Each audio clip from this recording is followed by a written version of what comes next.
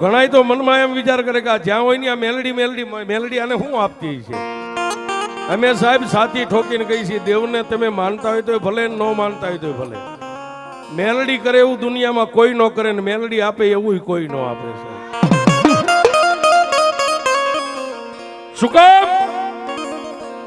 મેલડીને જોવી હોય કે મેલડી શું કરી દે તો કાલથી જ શરૂઆત કરી દેજો। 3.5 દી ન થવા દે સાહેબ, અમારો ભરોહો બોલે છે। જે માણા મેલડીને જોવા નીકળે ને મેલડી એમ કે 3.5 દી ન થવા દઉં છે। મેલડી અહીંયા બોટાદની બાજુમાં ફાડરના ગાળામાં બેઠી છે।